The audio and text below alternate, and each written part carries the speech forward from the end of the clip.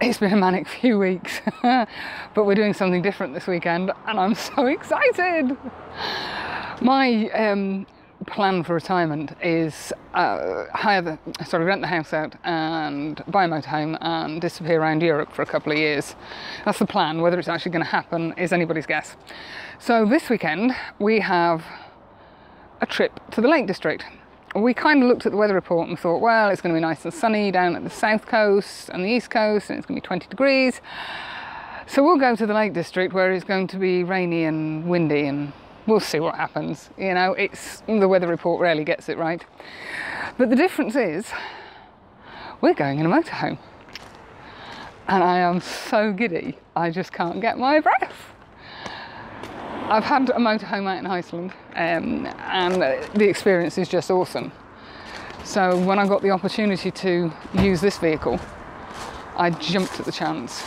It's from a company called Newmark and they're based down in Cambridge. Luke, who I've been dealing with, absolutely awesome guy. We've come up with the Roller Team T-Line 590. So if you give me a sec, I shall just spin it round so you can have a look and see what we're going to be spending the weekend in. So this is the beast. Now we'll have a proper look round it and we'll do a bit of a walk round and see what's what when we get on the road. It's a 4-berth and it has, as far as I'm aware, a washing area and loos and cooker.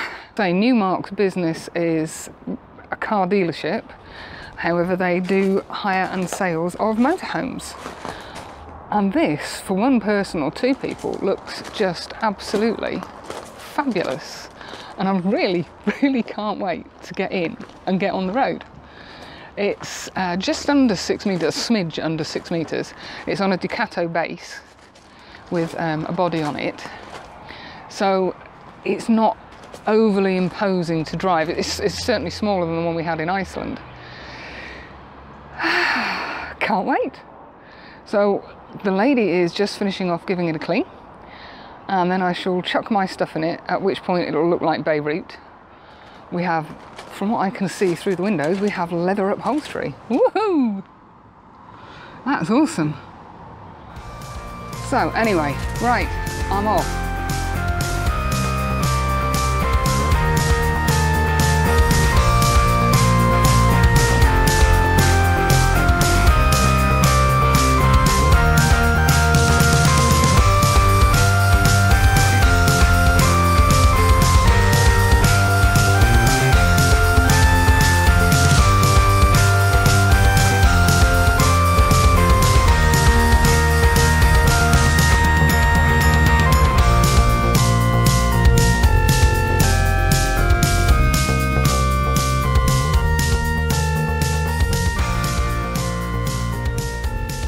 Morning.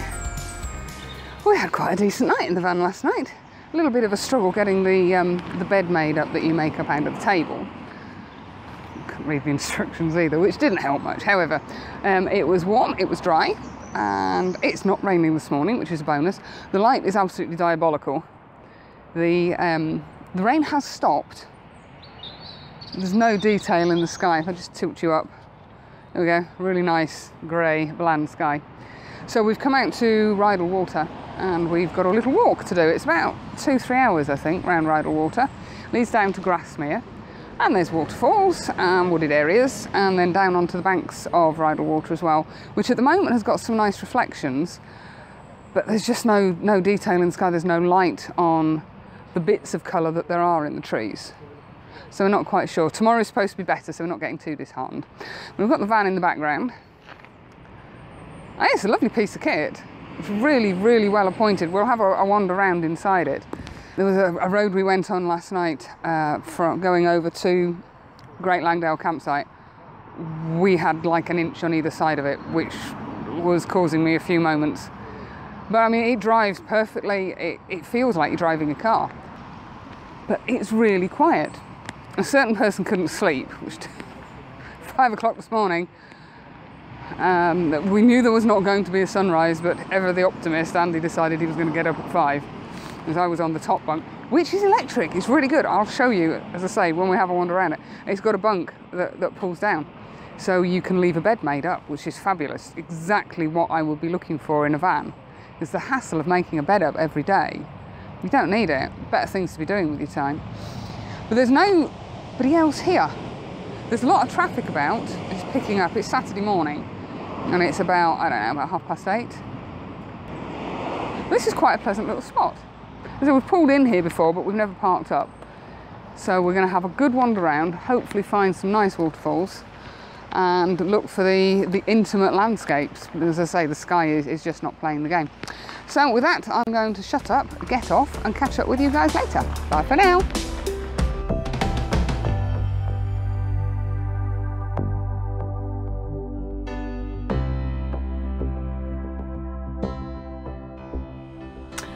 Well, today's been a bit of a pain.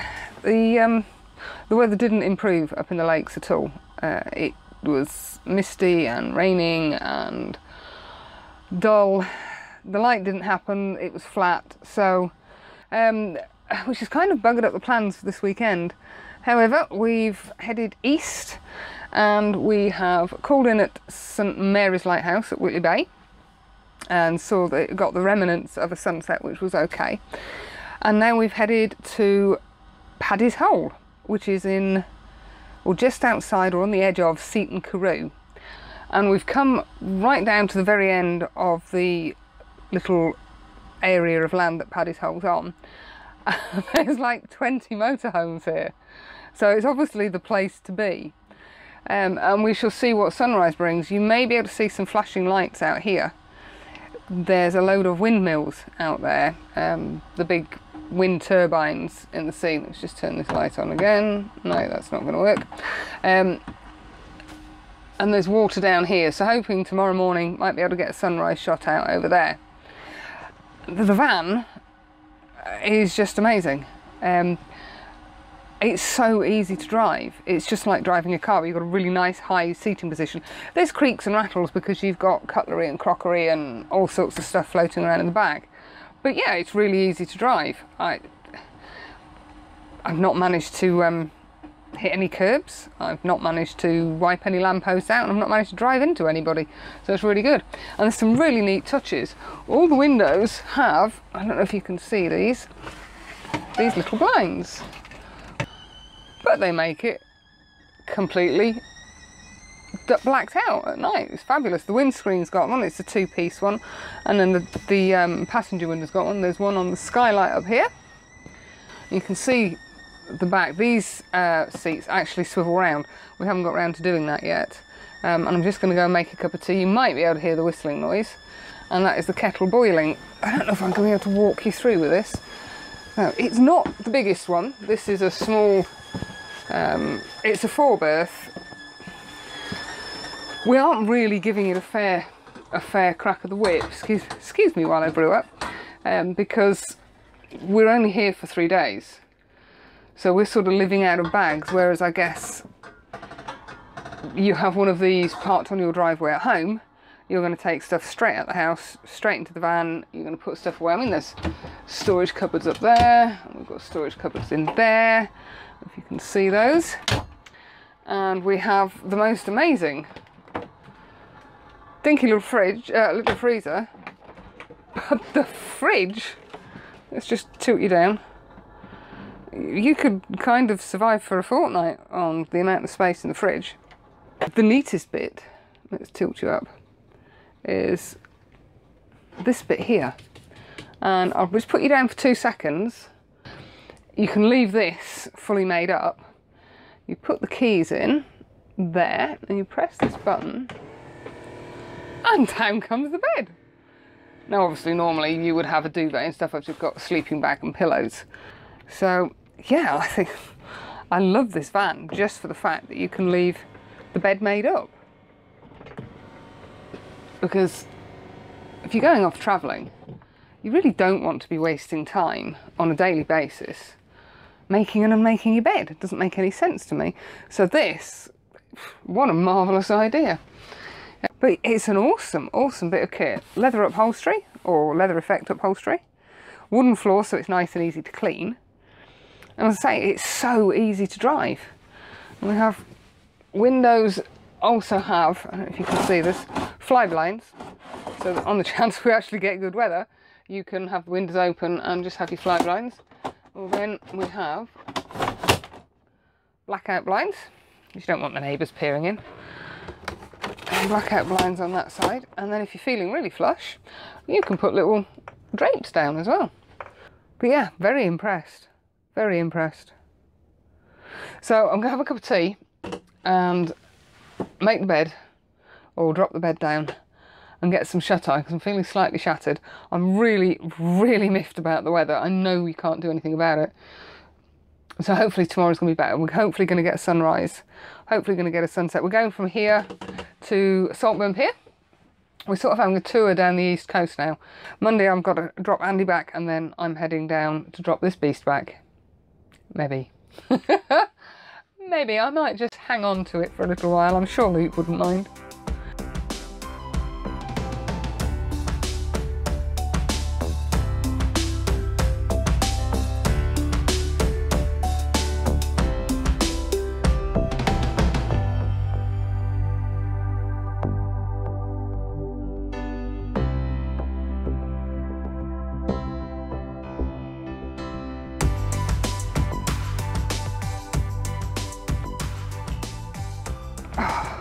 Morning. Oh, well, yesterday was a bit of a washout. Sorry, it's really, really windy where we are. If you turn you around, we have the, what do you call them? Turbines. You'll get there in the end, in the background. And if I turn you around this way, I don't know how many you can see, but just up here, there's about 20 motorhomes. So we camped down here last night. This is obviously the place to be. When we turned up, we weren't expecting to see any vans at all. But the fact that there was at least 15 when we came last night and more were turning up, indicates that actually it's possibly quite a good place to stop. You're not going to get bothered. It's right out on a little peninsula. And there's British Steelworks, or the old British Steelworks, in the background. So we set the van up down here and we got up for sunrise, and we had a sunrise, which was amazing and much needed, because we were both, well, certainly I was beginning to feel somewhat waterlogged. So from here the plan is to head down the east coast. The next stop is going to be Saltburn Pier. Neither of us have shot that before, so that'll be quite nice. It's very, very windy, hence the decidedly windswept look this morning. And then we're going to go to a little place which has got some waterfalls in it. I can't remember the name of it. And then we're heading to the Yorkshire Arboretum, where hopefully we'll get some colour in the trees. That's near Castle Howard. And then the plan is to actually stay on a campsite tonight at Castle Howard. So we can recharge the electric, we can empty water containers, etc. But the motorhome is absolutely awesome, and to me it's a truck. I don't care what people say. Some people say it's a van, I say it's a truck. It's a cracking piece of kit, and I can definitely see one being on the shopping list. So it's warm, it's still ridiculously warm for October, but we're definitely in the area of the country that's getting the best of the weather at the moment. And I do feel awful for bailing on the others, but I wanted to take some photos and it just wasn't happening there. I managed at Glencoe, but here, or over at the Lake District, it just really wasn't working for me at all. So we're here, and we're going to have some breakfast and then head off to Saltburn.